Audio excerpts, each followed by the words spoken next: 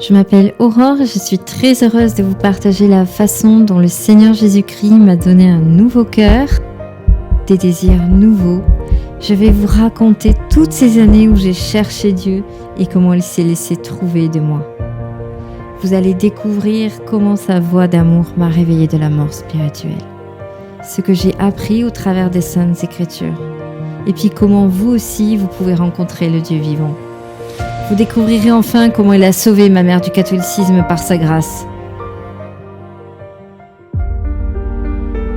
Alors j'ai toujours cru qu'il y avait un Dieu. Dans Romains 1 de la Bible, nous trouvons que la nature témoigne de Dieu. Et c'est tout à fait vrai. La complexité et l'harmonie parfaite de la création et de la créature m'ont toujours fascinée.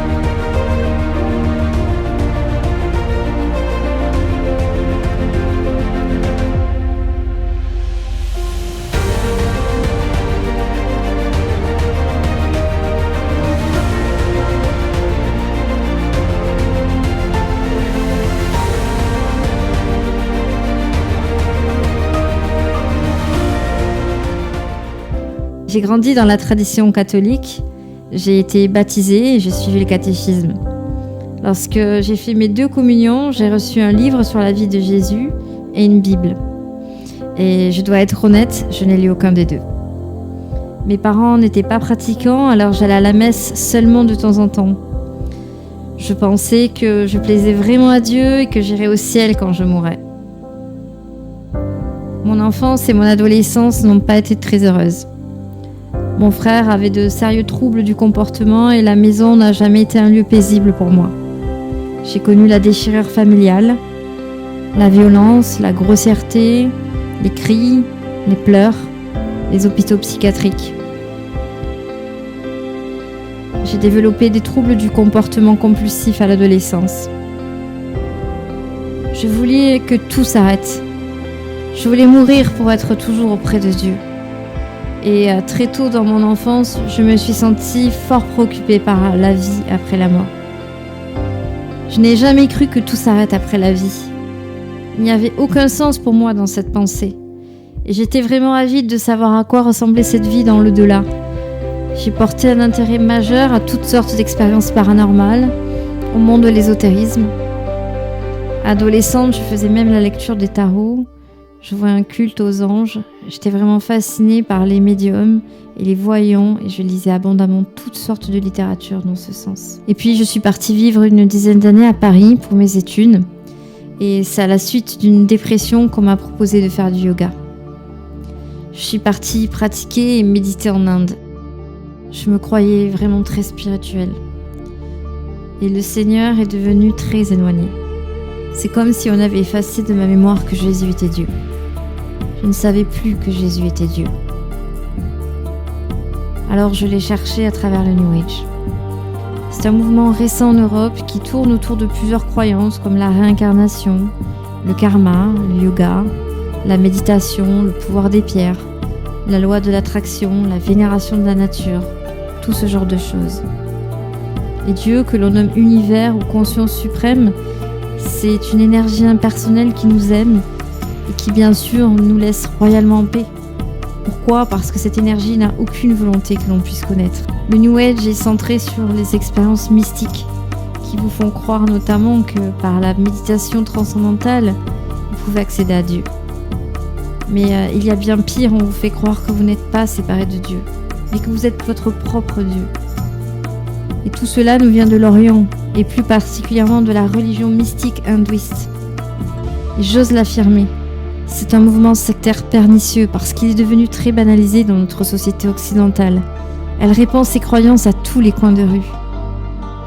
Je rendais gratitude à l'univers. J'avais de folles expériences par la méditation. Et j'ignorais à quel point j'ouvrais les portes aux ténèbres. Je m'étais initiée au Reiki et au massage énergétique. Je passais des heures à écouter des pseudo-sages qui nous affirment que nous parviendrons à la connaissance, à l'éveil de soi. Alors que ces gens-là se vantent de tuer leur ego, ils sont auto-centrés sur eux-mêmes. Eux et encore eux à chercher à recevoir l'illumination de qui ? De leur divinité. Et toutes ces années, je rejetais même la résurrection, je ne croyais pas à l'enfer. Je tournais en ridicule mon père qui n'adhérait pas à la théorie de l'évolution. La vérité, c'est que le monde et ses enseignements et la sagesse humaine ont complètement étouffé les choses de Dieu. J'ignorais tout de Jésus. La seule chose que j'avais gardée dans mon cœur, c'était qu'il ne nous abandonne jamais dans nos détresses.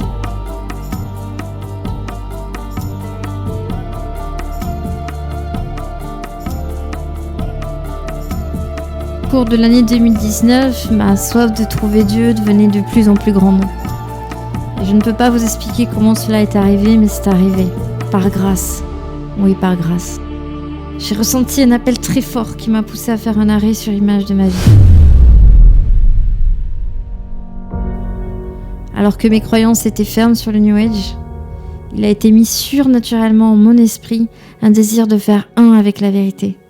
Alors que je ne savais même pas ce qu'était la vérité, la question qu'a posée Pilate à Jésus.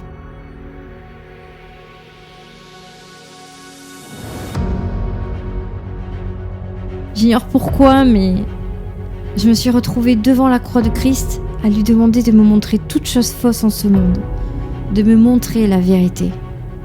Et vous savez quoi ? Le Seigneur Jésus l'a fait. Je ne savais pas encore que c'était lui, mais il m'a pleinement exaucé. Chaque jour, des pans entiers de croyances étaient détruits, et cela dans divers domaines. J'avais littéralement la sensation qu'on me déchirait un voile de devant les yeux. Ça a été un processus très douloureux, parce que très intense et rapide. Parce que j'ai vu le monde à travers les yeux de Dieu. Et j'avais cette horrible sensation d'avoir dormi toute ma vie, et qu'on m'avait réveillée d'une profonde léthargie. Je ne voyais pas d'espoir dans toutes ces ténèbres. Et c'est là qu'une petite voix n'a cessé de remplir mon esprit. La voix du bon berger. Elle me disait « Reviens, véritable Dieu. Reviens à moi. Il est temps de lire la Bible. » J'ai donc retrouvé celle de mes parents et je l'ai simplement posée sur mon bureau. C'est vrai, je ne voulais pas m'avouer que je m'étais trompée spirituellement toutes ces années. J'avais beaucoup d'orgueil spirituel. 5 mois durant, j'ai repoussé le Saint-Livre. Et il y avait toujours cette voix qui ne cessait de cogner dans ma tête. Je ressentais comme une douceur et une autorité dans cette voix qui parlait à mon esprit. Elle me donnait avec amour l'ordre de lire la parole de Dieu. Il serait trop long ici de vous raconter en détail comment elle m'a conduit à lui ces 5 mois. Alors je dirai seulement les choses essentielles. Lors d'un séminaire d'études en psychothérapie, Dieu m'a parlé de manière surnaturelle à travers sa parole. La Bible dit qu'il parle tantôt d'une manière, tantôt d'une autre, et c'est vrai.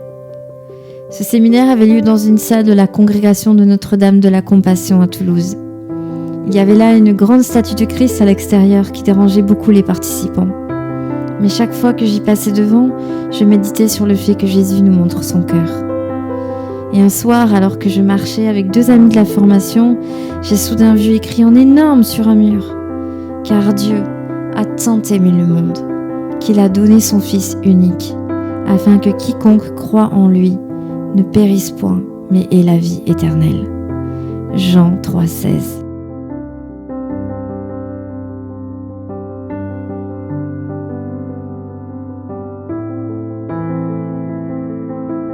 Et je me souviens que j'ai dû faire plusieurs pas pour tout le lire.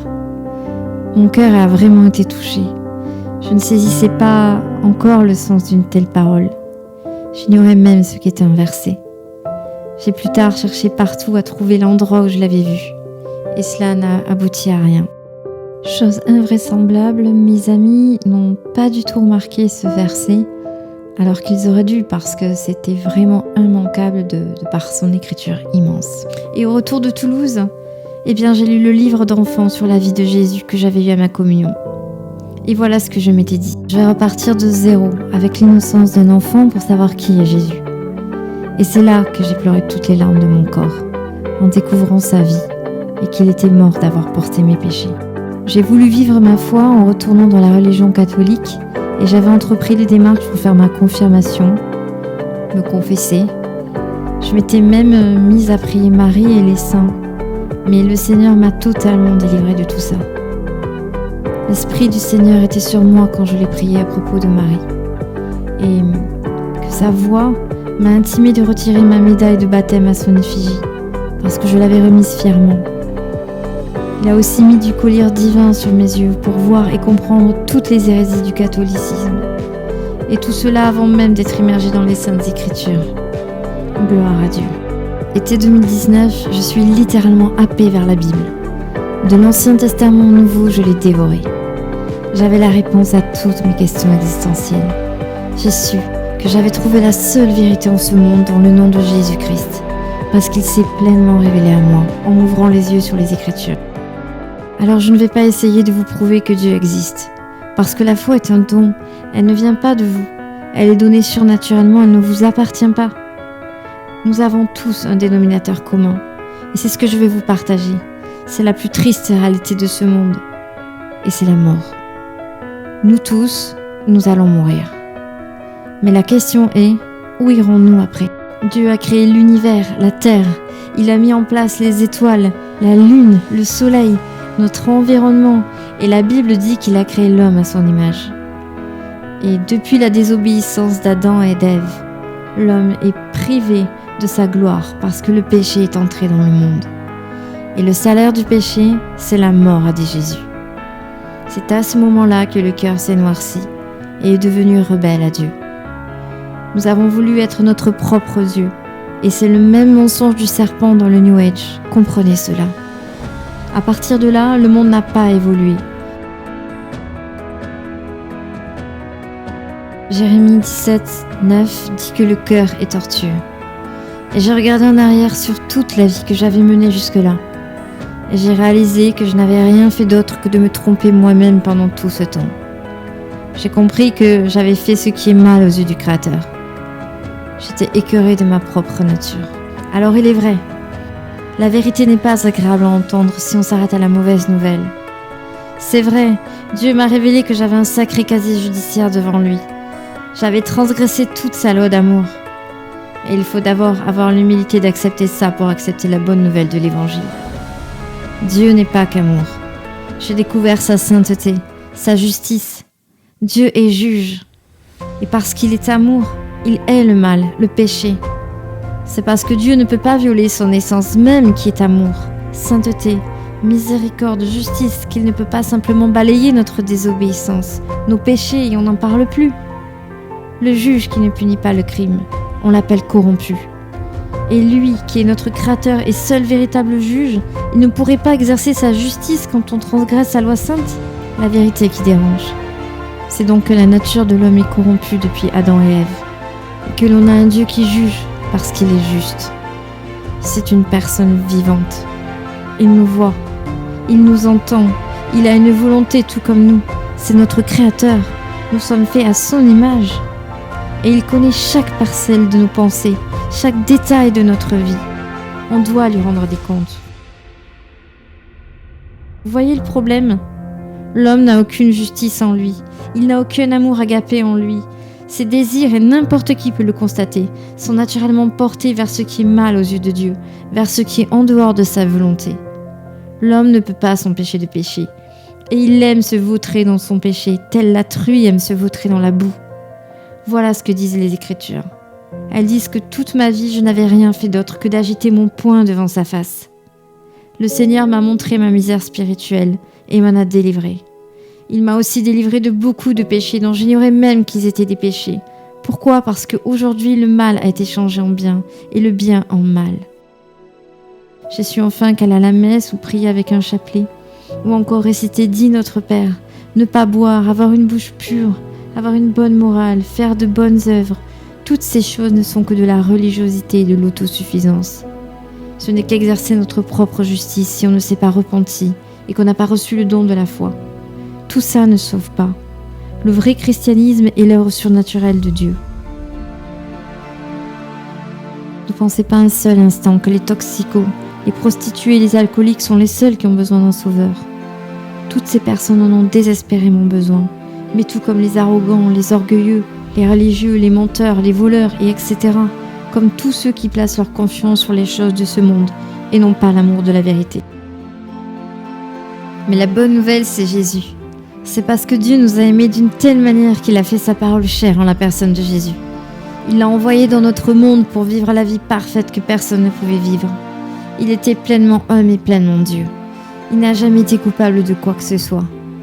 Dieu, incarné en chair, est venu sur notre terre il y a plus de 2000 ans pour nous montrer l'exemple parfait, pour nous montrer comment on doit se comporter, pour nous montrer le chemin qui mène au ciel. Ça paraît fou, et ça l'est. La folie de Dieu est plus sage que la sagesse des hommes, nous dit la Bible. Il est mort volontairement sur cette croix, pour prendre sur lui tous les péchés passés, présents et futurs de tous les hommes, afin que quiconque croit en lui soit sauvé du châtiment éternel. Toute la sainte haine du péché, la condamnation que nous méritions a été déversée sur Jésus.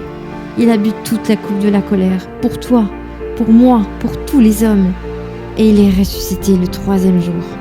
Jésus a vaincu la mort.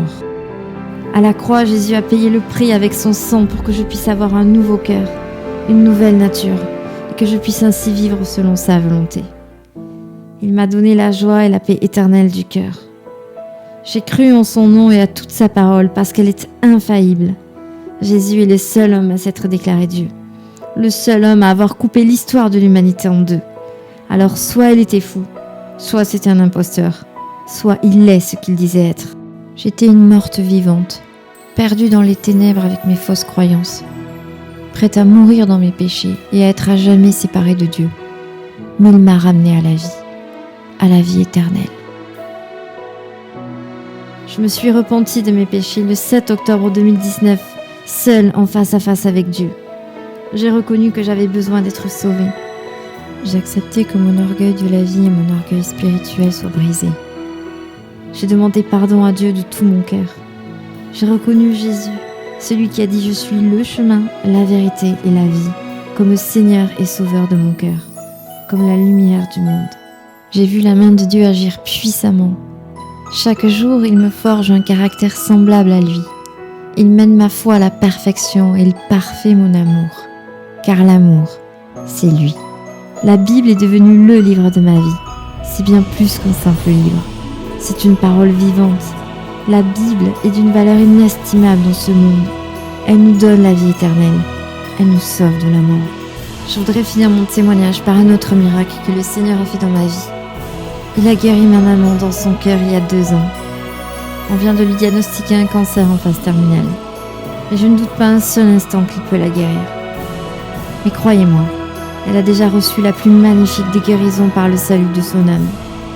Le Seigneur est fidèle quand sa parole déclare « Crois au Seigneur Jésus, et toi et ta famille serez sauvés. » Aujourd'hui, j'éprouve bien plus d'amour encore envers celle qui est devenue ma sœur en Christ. Nous grandissons ensemble dans la foi. Nous nous encourageons dans les épreuves qui sont les nôtres. Il n'y a rien de plus beau que de servir Dieu en famille, parce que notre Dieu est un Dieu de la famille.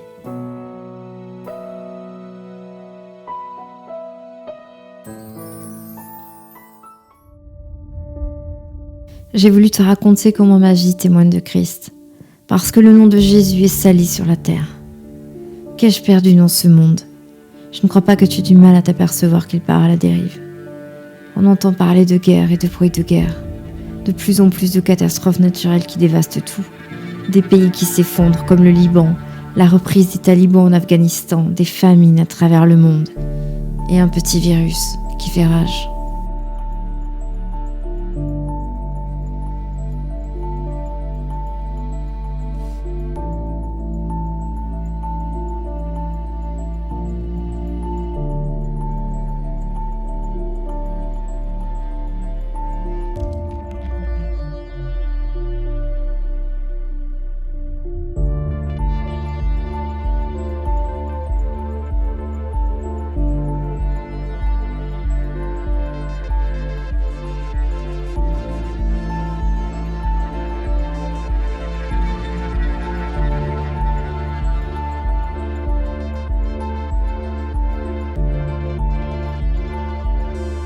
Jésus prévient que le monde va connaître une détresse sans précédent avant la fin du monde, et que tout ce que nous voyons aujourd'hui n'est que le début des douleurs de l'accouchement.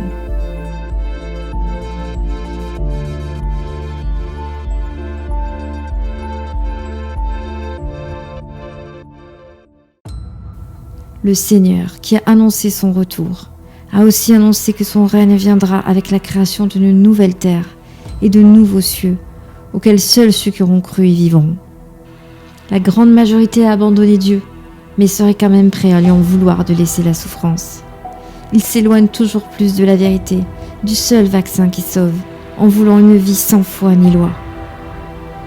Sans le Seigneur, nous ne sommes que des animaux. Nous n'obéissons qu'à notre chair. On ne vit que par instinct animal, que par ce qu'on convoite. L'argent, le pouvoir, la liberté sexuelle, une carrière, un homme, une femme, le savoir et même la connaissance spirituelle.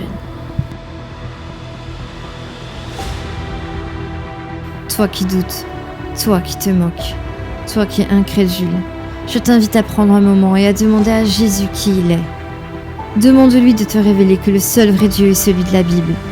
Parle-lui directement comme si tu parles à ton meilleur ami, mais fais-le avec tout ton cœur. Sois persévérant, creuse profondément, et il se laissera trouver de toi, car c'est sa promesse. Qu'as-tu à perdre? Ça se passera juste entre toi et le ciel. Tout homme doit choisir son éternité. Tu es libre de choisir le chemin large et spacieux qui mène à la mort, ou le chemin étroit et resserré qui conduit à la vie éternelle. Si aujourd'hui tu entends la voix de Dieu, n'endurcis pas ton cœur, mais réveille-toi, toi qui dors. Relève-toi d'entre les morts et Christ t'éclairera. Qui est Jésus? Que feras-tu de lui qu'on appelle le Christ?